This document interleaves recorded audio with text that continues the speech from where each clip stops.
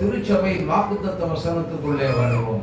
பிலிப்பியர் 4ஆம் அதிகாரம் 13வது வசனம். என்னை பலப்படுத்துகிற கிறிஸ்துவினாலே எல்லாவற்றையும் செய்ய எனக்கு பலன் உண்டு. என்னை பலப்படுத்துகிற கிறிஸ்துவினாலே எல்லாவற்றையும் செய்ய எனக்கு பலன் உண்டு. அல்லேலூயா. கண்களை மூடி நாம் ஜெபிப்போம். எங்களை நேசிக்கிறதான பரலோகத்தின் தேவனே, எங்கள் ஆண்டவர் இயேசு கிறிஸ்துவே, மாறாத நல்ல தேவனாகிய ஆண்டவரே, துதிக்கிறோம், ஸ்தோத்தரிக்கிறோம். இந்த நாட்களிலே என்னை பலப்படுத்துகிற கிறிஸ்துவினாலே எல்லாவற்றையும் செய்ய எனக்கு பலன் உண்டு என்கிற அப்போஸ்தலனாகிய பரிசுத்த பவுலின் வார்த்தையை நினைவு கூறுகிறோம். வாக்குத்தத்தமாய் தந்திருக்கிறீர். இதை நீர் எங்களுக்கு ஆசீர்வதித்து தருகிறதுக்காக நாங்கள் உமக்கு நன்றி செலுத்துகிறோம். உள்ளத்தின் ஆழத்திலிருந்து நாங்கள் உமக்கு நன்றி செலுத்துகிறோம் ஐயா. ஆம் தகப்பனே, இனியும் இந்த கூடாரத்தில் இருக்கிற ஒவ்வொரு பிள்ளைகள் மேலேயும் உங்களுடைய ஆசீர்வாதமாகிய பணி அவர்கள் மேல் இறங்கி வந்து கொண்டிருக்கிறதுக்காக மக்கள் நாங்கள் நன்றி செலுத்துகிறோம். மகிமை ஆசீர்வாதங்கள், ஆவிக்குரிய சகல செல்வமும் ஆசீர்வாதமும் இறங்கி விட்டதுக்காக உண்மை துதைக்கிறோம். ஆண்டவர் நீங்க மகிமைப்படுவீராக. தேவ கரத்தில் அர்ப்பணிக்கிறோம். வார்த்தையின் ரகசியம், ஆழம், மறைபொருள், புதைப்பொருள் எல்லாவற்றையும் நீர் வெளிப்படுத்தி பேசும்படியாக ஜெபிக்கிறோம். கிரியைகளை நடப்பீங்க, வழி நடத்தும்படியாக நாங்கள் ஜெபிக்கிறோம் ஐயா. தேவ சத்தத்துக்கு அர்ப்பணித்து ஜெபிக்கிறோம். இயேசுவின் நாமத்தில் பிதாவே. ஆமென். ஆமென் சொல்லுங்க, சத்தமா சொல்லுங்க. ஆமென். அல்லேலூயா. அதாவது ஒரு ராணுவ வீரருக்கு, இந்திய தேசத்துல ராணுவ வீரர்கள் எப்படி இருக்கணும் அப்படின்னா, பலசாலிகளா இருந்தா தான், அப்படிப்பட்டவங்களை தான் இந்த ராணுவத்துல சேர்த்து கொள்வார்கள். ஆமென். ஆமென். நம்மத்திலே என்ன செய்தார்? கப்பல் சேதத்தில் கப்பல் தான் சேதம் இருக்குமே தவிர உயிர் சேதம் வராது, தைரியமாக இருங்க அப்படின்னு சொல்லி தைரியம் ஊட்டின ஒரே நபர் ஒருத்தர் தான் அந்த பயணத்தில். ஆமென். ஆமென். ஏனென்றால் நாம் நம்பும் தெய்வம் இயேசு கிறிஸ்து, அவரை எந்த அளவுக்கு நம்பி வச்சிருக்கிறோமோ அந்த அளவுக்கு நம்மை காக்கும் தெய்வமாய், அக்கறை உடைய தெய்வமாய் தேவன் மத்தியிலே இருக்கிறார். அல்லேலூயா. அல்லேலூயா. நம்ம கூடவே இருக்கிறார். ஆகவே நாம் என்ன செய்யக்கூடாது? பதஷ்டம், பிரச்சனை வந்தா வராம இருக்காது, போராட்டம் வராம கண்டிப்பா இருக்காது. கடந்த வருஷத்துக்காக ரொம்ப கொடூரமாக வரலாம். ஆனால் இந்த வருஷத்துல தேவனாகிய கர்த்தர் சொன்னதின்படி என்னை பலப்படுத்துகிற கிறிஸ்துவினாலே இந்த பிரச்சனையை என்னால் மேற்கொள்ள முடியும். காரணம் என்னன்னா, அந்த பிரச்சனையே பிசாசு தான் கொண்டு வரலாம், அப்படிதானே? ஆனா அவனை காட்டி நமக்குள்ள இருக்கிற ஆண்டவர் பெரியவராக இருக்கிறார். நம்முடைய தேவன் பெரியவராக இருக்கிறார். அதனால எந்த ஒரு பிரச்சனையும், எந்த ஒரு போராட்டமும், நெருக்கமான சூழ்நிலைகள் வரைக்கும் ஒருவேளை அந்த விஷயத்துல நான் வெட்கப்பட்டுருவேனோ அப்படின்னு கூட நீங்க சந்தேகப்படக்கூடிய அளவுக்கு வரும். ஆனால் கர்த்தர் உங்களை வெட்கப்பட விடவே மாட்டார். அல்லேலூயா. ஒருவேளை உங்க குடும்பத்திலிருந்து யார் மூலமாவது பிரச்சனை வந்து இருக்கலாம். ஆனா அவங்கள கர்த்தர் தொட்டு என்ன செய்வார்? மனம் திரும்ப வச்சு உங்களுக்கு ஆதரவாக கர்த்தர் எழுப்பி தந்து விடுவார். கரந்தட்டி ஏசப்பாவை மகிமைப்படுத்துங்கள். ஏனென்றால் வேதம் சொல்லுகிறது, இதோ ரட்சிக்க கூடாதபடி கர்த்தருடைய கரம் குறுகி போகவில்லை, அவருடைய கேட்க கூடாதபடி அவருடைய செவி மந்தமாகவில்லை. ஆனபடியினால அவர் நன்றாய் நாம் ஜெபிக்கிற ஜெபத்தை கேட்கிற தேவன். ஜெபத்தை கேட்டு எல்லா பிள்ளைகளையும் ரட்சித்து இந்த திருச்சபையை கொண்டு வந்து நிரப்புகிற தேவன். அல்லேலூயா. அல்லேலூயா. சரி, என்னை பலப்படுத்துகிற கிறிஸ்துவினாலே எல்லாவற்றையும் செய்ய எனக்கு பலன் உண்டு. சரி, என்னை பலப்படுத்துகிற கிறிஸ்து யாருங்க இந்த கிறிஸ்து? கிறிஸ்து எப்படிப்பட்டவர்? கிறிஸ்து கிரைஸ்ட் என்று சொன்னால் மெசியா, அபிஷேகம் பண்ணப்பட்டவர் என்று பொருள். எப்படிப்பட்ட அபிஷேகத்தை அவர் பெற்றுக்கொண்டார் என்று சொன்னால் வேதம் சொல்லுகிறது. யோவான் 3ஆம் அதிகாரம் 34வது வசனத்தை வாசித்து பாருங்கள். யோவான் 3:34. தேவனால் அனுப்பப்பட்டவர் தேவனுடைய வார்த்தைகளை பேசுகிறார். தேவன் அவருக்கு தமது ஆவியை அளவில்லாமல் கொடுத்திருக்கிறார். ஒரு லிமிட்டடே இல்லாம அளவில்லாமல் ஊற்றி நம்மை நிரப்பி இருக்கிற தேவன். ஹல்லேலூயா, ஹல்லேலூயா. அப்போஸ்தலர் 10:38 ஒருவர் வாசிக்க கேட்போம். நஸ்ரேனாகிய இயேசுவை தேவன் பரிசுத்த ஆவியினாலும் வல்லமையினாலும் அபிஷேகம் பண்ணினார். தேவன் அவருடைய கூட வல்லமையினாலும் அபிஷேகம் பண்ணினார். பரிசுத்த ஆவியினாலும் வல்லமையினாலும் அபிஷேகம் பண்ணினார். ஏன்? அதனால தான் இயேசு கிறிஸ்துவினுடைய வாழ்க்கையில அற்புதங்கள் நடந்தது. ஆமென். யாரும் எதிர்த்து பேசக்கூடாத வாக்கு வர்ணங்கள் எல்லா கிருபையோடு பரிசுத்த ஆவியானவர் தேவனாகிய கர்த்தர் மேல இறங்கி இருந்திருக்கிறார். ஆமென். யாராலும் பேச எதிர்த்து ஒரு வார்த்தை கூட பேச முடியாத அளவுக்கு பயங்கரமான காரியங்கள் எல்லாம் நடந்தது. எனக்கு அன்பான தேவனுடைய பிள்ளைகளே, இப்போ அந்த கிறிஸ்துவை குறித்து தான் சொல்லுகிறார். என்னை பலப்படுத்துகிற அபிஷேகம் பண்ணப்பட்ட கிறிஸ்துவினாலே எனக்கு எல்லாவற்றையும் செய்ய எனக்கு என்ன இருக்கு? பலன் இருக்கிறது. அப்படின்னு அர்த்தம் என்னன்னா, அந்த கிறிஸ்துவுக்குள் என்ன அபிஷேகம் கொடுக்கப்பட்டதோ அதே அபிஷேகம் எனக்கும் என் தேவன் அந்த கிறிஸ்து எனக்கு தந்திருக்கிறார். கரந்தட்டி ஆறுபடியினாலே எல்லாவற்றையும் செய்ய எனக்கு பலன் இருக்கிறது. ஒரு இடத்துல சொல்றாரு, நான் பலவீனமா இருக்கும் பொழுது பலமுள்ளவனா இருக்கிறேன். ஹல்லேலூயா. அப்போ யார் வரப்போகிற புதிய ஆண்டுல தயவு செய்து பலகீனம் கண்டிப்பா வரும். அப்பொழுது நாம் இந்த ஃபேன் ஆஃப் பண்ணிடுங்க.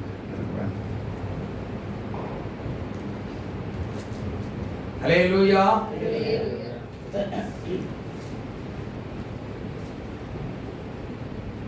அப்போ பிரச்சனை, போராட்டம், நெருக்கம் எல்லாமே வந்த பொழுது தேவனாகிய கர்த்தர் என்ன செய்கிறார்? நம்மை அப்போஸ்தலனாகிய பரிசுத்த பவுல எத்தனையோ விதத்துல, அப்போ நீங்க என்ன, எனக்கு நேரம் இல்லை, அதனால குறிப்பிட்ட ஒரு சிலரை மட்டும்தான் நான் உங்களுக்கு நான் வைக்க போறேன். மீதிய ஞாயிற்றுக்கிழமை கேட்கலான்னு விசுவாசிக்கிறேன். அல்லேலூயா. கர்த்தருடைய பிள்ளைகளை நன்றாக கவனிக்க வேண்டும். நாம் இந்த நாட்களிலே அப்போஸ்தலனாகிய பரிசுத்த பவுல் சொல்லுகிறார், என்னை பலப்படுத்துகிற கிறிஸ்துவினாலே எல்லாவற்றையும் செய்ய எனக்கு. அப்போ பலவீனம் நமக்குள்ள இருந்தாலே கர்த்தருடைய பலன் பூரணமாய் எனக்குள்ளே இருக்கிறது. ஆமென். 2-3 நாட்களுக்கு முன்பதாக எனக்குள்ள ஒரு பலகீனம், திடீரென்று ஜுரம் தொற்றிக் கொண்டது. என்ன செய்யறது? ஆண்டவரே, இன்னொரு புது வருஷம் வருத, நான் என்ன செய்ய? ஒன்றும் செய்ய வேண்டாம், பயப்படாத, நான் உன் கூட இருக்கிறேன், நான் உன்னை பலப்படுத்துகிற கர்த்தர் சொன்னார். அதோட நின்று விடவில்லை. அதோட நிக்காம என்ன சொன்னாரு? நீ ரொட்டினா எதை செய்வியோ அப்படியே செய்து போயிட்டே இரு அப்படின்னாரு. நான் வழக்கம் போல எப்பொழுதுமே குடிக்க ஆரம்பிச்சேன். நல்ல எந்த ஒரு சாப்பாட்டையும் குறைக்கல. கர்த்தர் ஒரே ஒரு காரியம் மட்டும், என் படுக்கையிலும் சரி இங்க வந்து ஜெபிக்கிற நேரத்திலும் சரி, நான் ஒரு சில காரியங்களை மட்டும் சொன்னேன். என்னை பலப்படுத்துகிற கிறிஸ்துவினாலே இந்த பலகீனத்தை நான் மேற்கொண்டு விட்டேன். அல்லேலூயா. இப்ப எனக்குள்ள பலகீனம் இல்ல. இப்ப எனக்கு பலகீனம் இல்ல. அல்லேலூயா. அல்லேலூயா. கடந்த வியாழக்கிழமை முழுவதும் ஒரே பெட்டுதான். வெள்ளிக்கிழமை தெம்பா எழுந்திருந்து அழகா என்ன செய்தேன், உபவாச கூட்டத்தில் வந்து கர்த்தர் மகிமைப்பட்டார். அல்லேலூயா. அல்லேலூயா. ஆண்டவருடைய கிருபை ஒவ்வொரு நாளும் நம்மை தாங்கிக் கொண்டே இருக்கிறது. ஆமென். அப்போ நம்ம கிறிஸ்துவுக்குள் வந்துவிட வேண்டும் அப்படின்னா, அபிஷேகம் பண்ணப்பட்ட கிறிஸ்துவுக்குள் கிறிஸ்தவர்கள் வந்தால், பவுல் என்ன உங்களை கொண்டும் வரப்போகிற புதிய ஆண்டுல பவுலை காட்டிலும் விசேஷித்த காரியத்தை செய்ய கர்த்தர் காத்து கொண்டிருக்கிறார். ஆமென். எத்தனை பேர் விசுவாசிக்கிறீங்க? வார்த்தையை கேட்கிறீங்க, கவனிக்கிறீங்க. ஆனா அதே மாதிரியே கிறிஸ்துவுக்குள் வருவதற்கு நாம் எப்படி இருக்கணும்? வாஞ்சை உள்ளவர்களாய் இருக்க வேண்டும். ஆமென். ஆமென். பவுலினுடைய காரியங்கள் எல்லாம் பார்த்தீங்கன்னா ஏராளமா பேசிட்டு போயிட்டு இருக்கலாம். ஒரு சில காரியங்களை மட்டும், ஆனா பவுல் சொல்லுகிற ஒரே ஒரு காரியத்தை மட்டும் சொல்ற. 2 கொரிந்தியர் 12:9 படிங்க.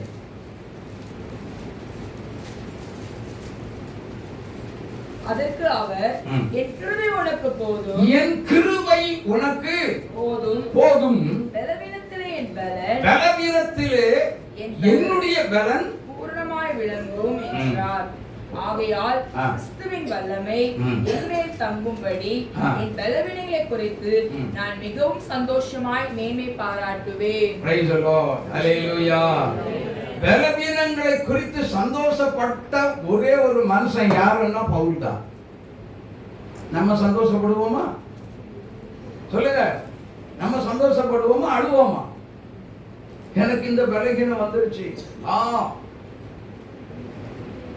சந்தோஷப்படுகிற ஒரே ஒரு தேவ மனுஷன் யாருன்னா பவுல் தான். பவுல மாதிரி இருக்க நம்ம கற்றுக்கொண்டோம் அப்படின்னு சொல்லி சொன்னா கண்டிப்பாக கர்த்தர் நம்மையும் என்ன செய்வார்? பலப்படுத்துவார். அல்லேலூயா. அல்லேலூயா. புரியாதீங்க. Praise the Lord. சரி, இப்போ நம்மை பலப்படுத்துகிற கிறிஸ்து யாரெல்லாம் பலப்படுத்தினார்? வாசிப்போம். 1 ராஜாக்களின் புஸ்தகம் 9ஆம் அதிகாரம்.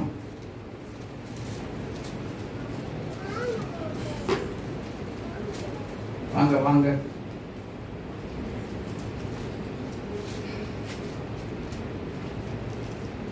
1 ராஜாக்களின் புஸ்தகம் 19ஆம் அதிகாரத்துக்குள்ள வாங்க. 4 வாசிங்க. 4வது வசனம். ஒரு நாள் பிரயாணம் போய் ஒரு சூரைச்செடியின் கீழ் உட்கார்ந்து நான் சாக வேண்டும் என்று கோரி, போதும் கர்த்தாவே ஆத்துமாவை எடுத்துக்கொள்ளும், நான் என் பிதாக்களை பார்க்கிலும் நல்லவன் அல்ல என்று சொல்லி என்ன செய்தான்? ஒரு சூரைச்செடியின் கீழ் படுத்துக்கொண்டு நித்திரை பண்ணினான். அப்பொழுது ஒரு தூதன் அவனை தட்டி எழுப்பி எழுந்திருந்து போஜனம் பண்ணு என்றான். அவன் விழித்து பார்க்கிற போது இதோ தணலில் சுடப்பட்ட ஒரு அடையும் ஒரு பாத்திரத்தில் தண்ணீரும் அவன் தலைமாட்டில் இருந்தது.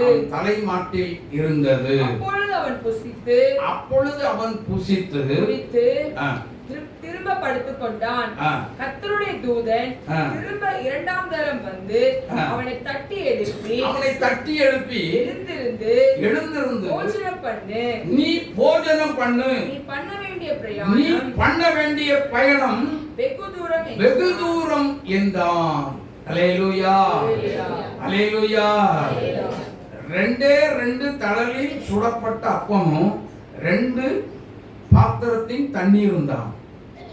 எலியா எத்தனை நாள் நடந்தாரு? 40 நாள் இரவும் பகலும் நடந்து கொண்டே இருந்தார், தூங்கவே இல்லை. இளைப்பாறினார் என்று கூட கொடுக்கப்படவே இல்லை. எனக்கு அன்பான தேவனுடைய பிள்ளைகளே, இந்த வருஷத்துல நல்ல கவனிங்க, இந்த வருஷத்துல 40 நாள் உபவாசம் அல்லது 100 நாள் உபவாசம் சொல்லி திருச்சபையில் அறிவிக்கப்பட்டா என் சரீரம் பாதிக்கப்படுமே அப்படின்னு சொல்லி எத்தனை பேர் பயப்பட போறீங்க? ஒரு நாள் ஞாயிற்றுக்கிழமை உபவாசம் பாத்தீங்களா? ஆனா கர்த்தர் சொல்றாரு, நீ 40 நாள் உட்கார்ந்தாலும் எலியாவை பலப்படுத்தினவர் உங்களையும் நான் பலப்படுத்துவேன் என்று கர்த்தருடைய ஆவியானவர் சொல்லுகிறார். ஹல்லேலூயா! கர்த்தருடைய வார்த்தை அதுதாங்க. 40 நாள் என்ன, அது ஒண்ணுமே சாப்பிடாம கொள்ளாம நடந்துகிட்டே இருக்கிறார் அப்படின்னா மைல் கணக்குல 40 நாள் நடந்தா எத்தனை கிலோமீட்டர் நடந்திருப்பார்? யோசித்து பாருங்க, என்னதான் பண்ணியிருப்பார்? யோசித்து பாருங்க. எலியாவுக்குள்ளே பரிசுத்த ஆவியானவர் எப்படிப்பட்ட பலத்தை கொடுத்திருக்கிறார், எப்படிப்பட்ட ஒரு அபிஷேகத்தை கொடுத்திருக்கிறார். எலியாவை குறித்து வேதத்திலே நாம் பார்க்கும் பொழுது எலியா எப்பொழுதுமே தியானத்திலே இருக்கக்கூடிய தேவ மனுஷன்.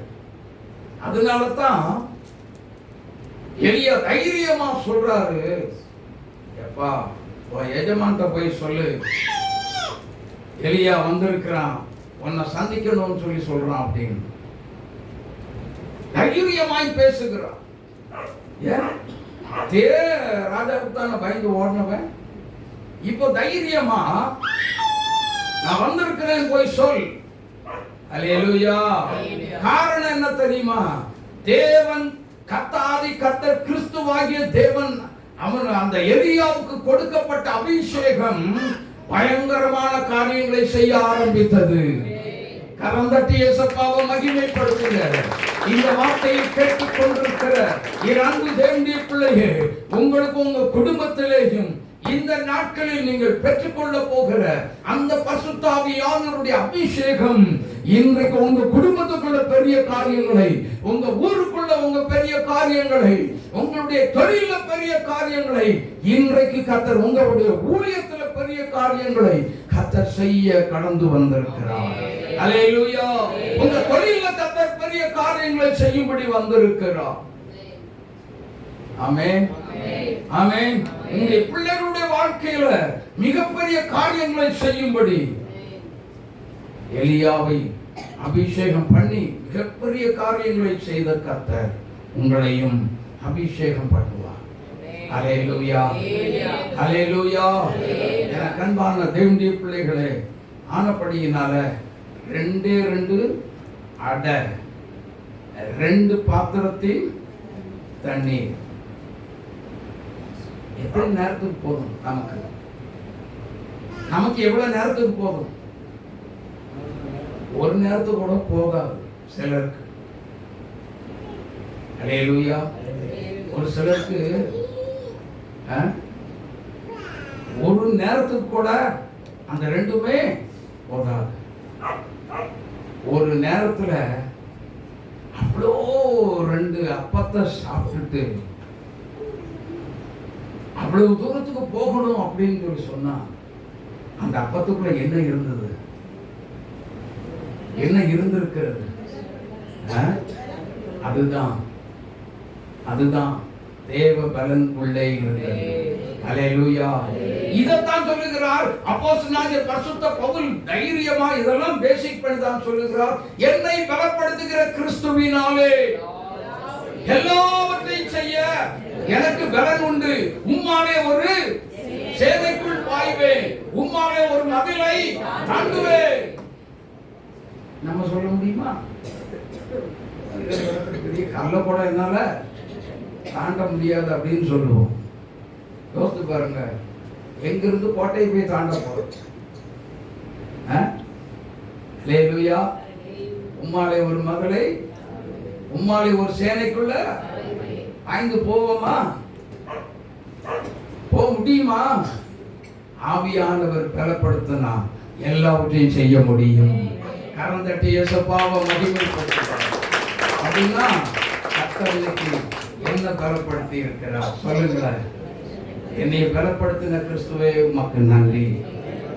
ஓ, என்னை பலப்படுத்தின கிறிஸ்துவே உமக்கு ஸ்தோத்திரம். என்னை பலப்படுத்துகிற இயேசு கிறிஸ்துவே உமக்கு ஸ்தோத்திரம். எல்லாம் சொல்லுங்க, எல்லாம் சொல்லுங்க, எல்லாம் சொல்லுங்க, சொல்லுங்க, சொல்லுங்க, சொல்லுங்க. எதிரி முன்னாடி வந்தாதான் தெரியும், அப்பதான் தெரியும் நம்முடைய தோட்டா வேலை செய்யுமா, தேவனுடைய வல்லமை வேலை செய்யுமா அப்படின்னு. அல்லேலூயா. ஆமா, தேவனுடைய பிள்ளைகள் இன்னைக்கு நம்மளை நினைத்திருக்கிற கர்த்தர் அவர்தான் சொல்லுகிறார், எலியாவை பலப்படுத்தினவர் நான் உன்னையும் பலப்படுத்துவேன். ஆமென். எலியாவை குறித்து வேதம் சொல்லுகிறது, நம்மை போல பாடுள்ள மனிதன், நம்மை போல பாடுள்ள ஒரு மனிதன். அவர் மனுஷ ரூபம், அவர் மனுஷிக மாம்சத்திலிருந்து சொல்லுகிறார், எல்லாரும் போல நான் நல்லவன் கிடையாது, என் ஜீவனை என்ன செய்யுங்க எடுத்துக்கோ. மோசே அதே மாதிரி தான் சொன்னார், வேண்டாம் என்ன விட்டுருங்க. ஆமென். என் ஜீவனை எடுத்துக்கொண்டு ஜனங்களை ஆசீர்வதி. அல்லேலூயா, அல்லேலூயா. எனக்கு அன்பான தேவனுடைய பிள்ளைகளே, வாழ்க்கையில நம்மளும் அதே மாதிரி என்ன செஞ்சிடக்கூடாது. தேவனே என் ஜீவனை என்ன செய்யுங்க சொல்லுங்க, எடுத்துக்கொள்ளுங்கன்னு சொல்லி ஜோம்னாதீங்க. கர்த்தர் வேலை வருகிற வரைக்கும் உங்களுக்கு இந்த உலகத்துல உங்களுக்கு ஆயுசு நாட்களை கர்த்தர் கொடுத்திருந்தா நீங்க அது வரைக்கும் நீங்க இருந்துதான் ஆகணும். ஜீவனை எடுத்துக்கொள்ளுங்க ஆண்டவரேன்னு சொல்லி பிரச்சனை நிமித்தம் யாரும் தயவு செய்து ஒரு முட்டாள்தனமான ஜெபத்தை தயவு செய்து செய்யாதீங்க. ஆமென், ஆமென். கர்த்தரா கொடுக்கணும். எனக்கு அன்பான தேவனுடைய பிள்ளைகளே, அப்படியானால் இன்னொரு நபரை குறித்து நாம் தியானம் செய்வோமா? அடுத்தது சிம்சோன். நியாயாதிபதிகளின் புஸ்தகம் 4ஆம் அதிகாரம் 5-6 வசனங்களை வாசிக்க கேட்போம்.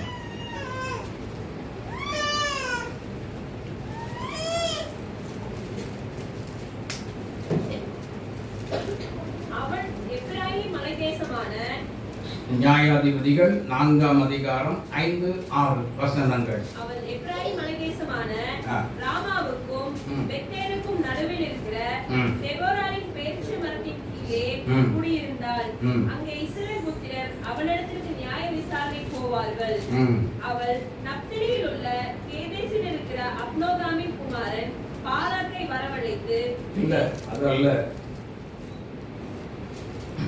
இன்னொரு வசனத்தை வாசிங்க.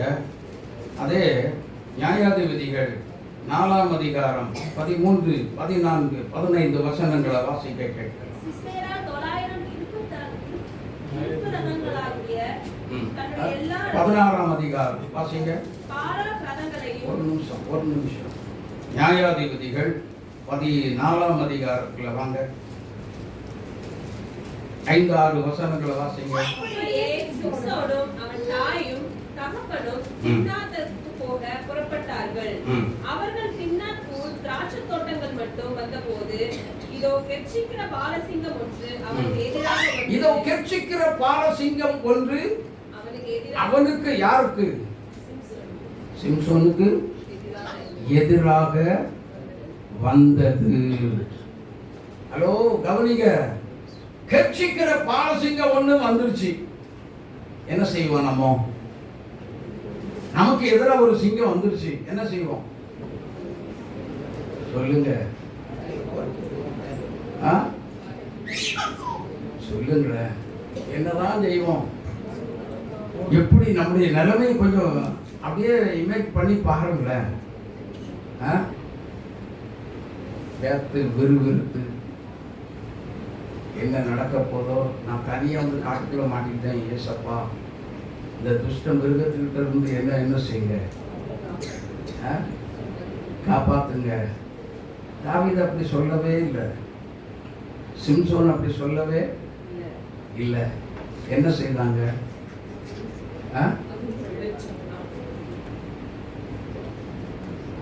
அந்த கீழே வாசிங்க. அப்பொழுது கர்த்தருடைய ஆவி அவன் மேல் கர்த்தருடைய ஆவி யார் மேல இறங்கிச்சா?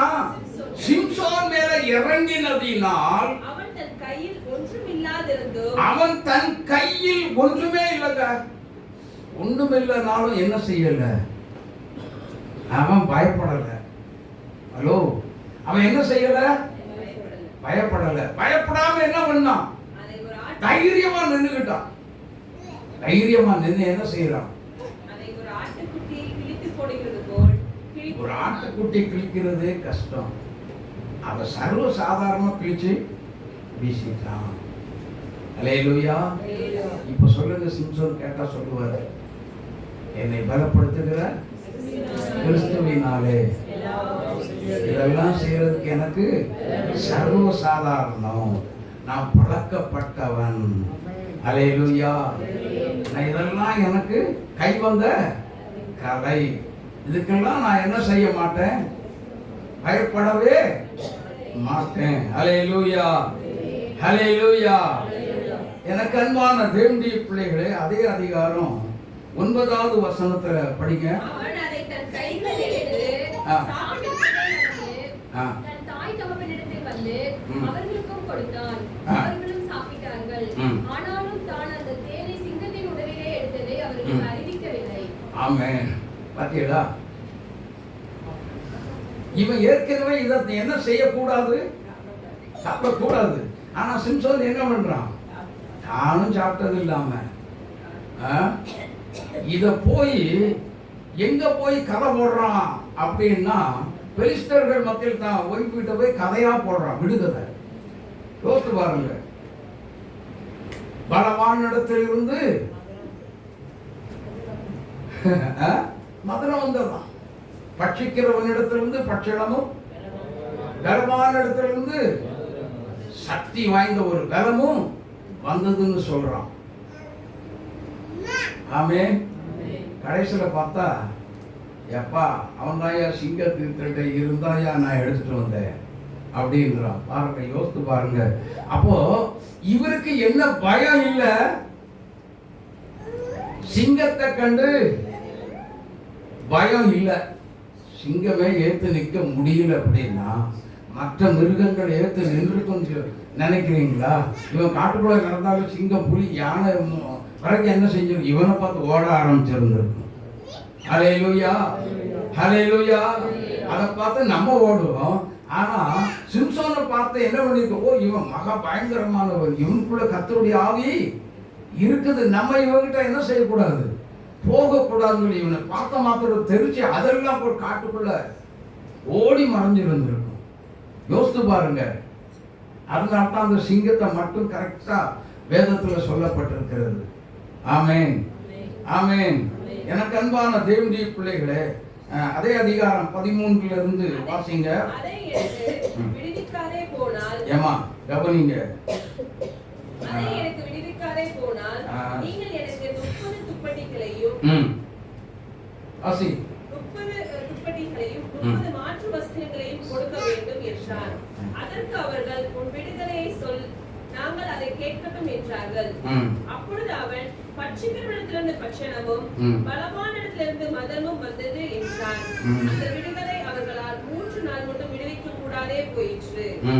7ஆம் நாளிலே அவர்கள் சிம்சோனின் பெண்சாதியை பார்த்து, உன் புருஷன் அந்த விடுதலையை எங்களுக்கு விடுவிக்கும்படிக்கு நீ அவனை நயம் பண்ணு, இல்லாவிட்டால் நாங்கள் உன்னையும் உன் தகப்பன் வீட்டையும் அக்கினியால் சுட்டெரித்து போடுவோம். அல்லேலூயா. இதெல்லாம் என்ன பண்றான் அப்படின்னா,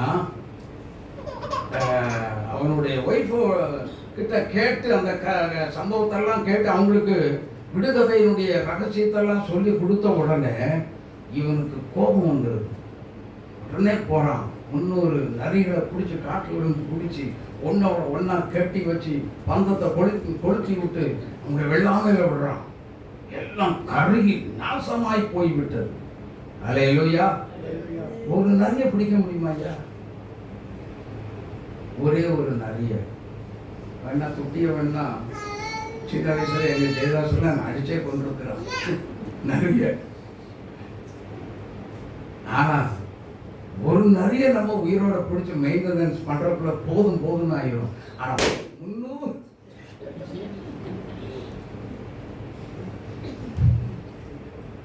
முன்னாடி இருந்தவங்க பயந்துட்டாங்க.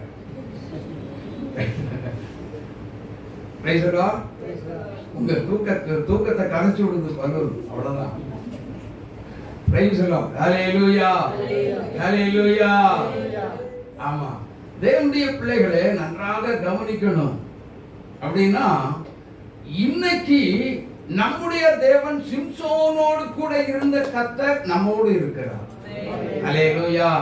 அப்போ எல்லாவற்றையும் பவுலோடு இருந்த கர்த்தர் நம்மோடு கூட இருக்கிறார். கிறிஸ்து, அந்த கிறிஸ்து தான் நம்மோடு இருக்கிறார்.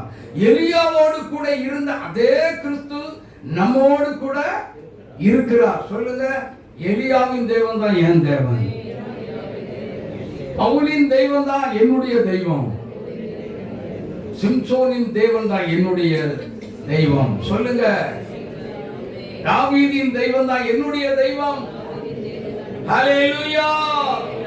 ஹல்லேலூயா. உங்களை கைவிடவே மாட்டார். இந்த புதிய ஆண்டுல உங்களை கைவிட மாட்டார். கர்த்தர் சிம்சோனை பாதுகாத்து வழி நடத்தி பலப்படுத்தின அதே ஆவியானவர் உங்களையும் பலப்படுத்துவார்.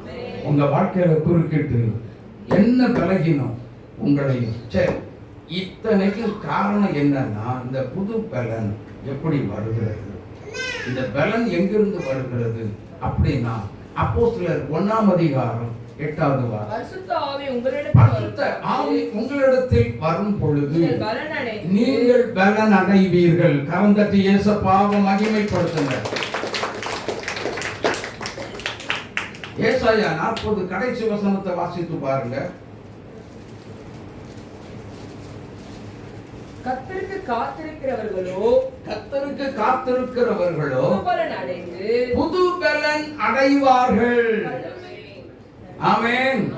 கர்த்தருக்கு காத்திருக்கிறவர்களோ புது பலன் எங்கிருந்து வருகிறது? அதுதான் பரிசுத்த ஆவியானவர் கொடுக்கிற ஒரு பலன். அந்த பலன் இந்த அதிகால வேளையில நம்ம எல்லாருக்கும் இறங்கி வர கர்த்தருடைய ஆவியானவர் காத்து கொண்டிருக்கிறார். ஒருவேளை நீங்க தூங்கிட்டு இருக்கலாம், சோர்வா இருக்கலாம், பரிசுத்த ஆவியானவர் உங்களை பலப்படுத்தும்படி வந்திருக்கிறார். கரந்தட்டி இயேசுவை மகிமைப்படுத்துவோமா? என்னை பலப்படுத்துகிற எல்லாரும் எழுந்திருக்கலாம். செய்யும் செய்ய எனக்கு பலன் உண்டு, நான் எல்லாவற்றையும் செய்ய எனக்கு பலன் உண்டு. என்னை பலப்படுத்துகிற கிறிஸ்துவினாலே எல்லாவற்றையும் செய்ய எனக்கு கைதட்டி பாடுவோம் எல்லாரும். நான் எல்லாவற்றையும் செய்ய எனக்கு பலன் உண்டு, நான் எந்த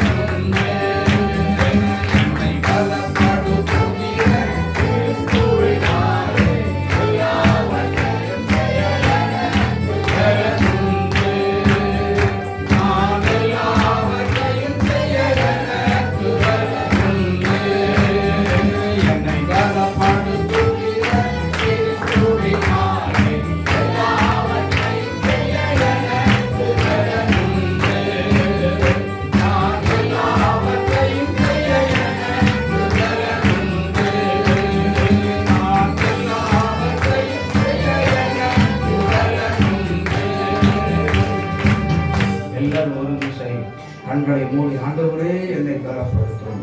சிம்சோனை பலப்படுத்தினீரே, எலியாவின் மீது இறங்கி வந்தீரே, அல்லேலூயா. பவுலின் மீது இறங்கி வந்த ஒரு தெய்வமே இறங்கும் ஐயா என்று சொல்லி என் மீது இறங்கி வாங்க தகப்பனே. என் பிள்ளைகள் அபிஷேகம் பெறாத எங்கள் பிள்ளைகள் மேல இறங்கி வாங்க இயேசு ராஜா. ஒவ்வொரு பிள்ளைகளும் அபிஷேகத்தை பெற்றுக் கொள்வார்களாக. பரிசுத்த ஆவியானவருடைய புதிய பலன் கொடுக்கிற பரிசுத்த ஆவியினுடைய அபிஷேகத்தை பெற்றுக் கொள்வார்களாக. இயேசுவே, ஒரு விசை நீர் இறங்கி வருவீராக ராஜா. ஆண்டவருடைய வல்லமை இறங்கி வருவதாக. அபிஷேக நாதருடைய மகிமை ஒவ்வொரு பிள்ளைகளை அபிஷேகம் பண்ணுவதாக. ஒவ்வொருவரையும் அபிஷேகிப்பீராக. அபிஷேகம் பெற்றுக்கொள்ளாத பிள்ளைகள் அபிஷேகத்தை வல்லமை பெற்றுக் கொள்வார்களாக. இவர்களும் ஒரு சேனைக்குள்ளே புறப்பட்டு போகட்டும். இவர்களையும் சேனைக்குள்ளே புறப்பட்டு போகட்டும். இவர்களும் உம்முடைய பசுத்தாவின் பலத்தினால் மகளை தாண்டும்படி பிள்ளைகளை பலப்படுத்துவீராக. ஆசீர்வதிங்க, ஆசீர்வதிங்க தகப்பனே. ஆசீர்வாதத்தினால் நிறைத்து வழி நடத்துவீராக, மகிமைப்படுவீராக. இயேசுவின் நாமத்தில் பிதாவே. தயவு செய்து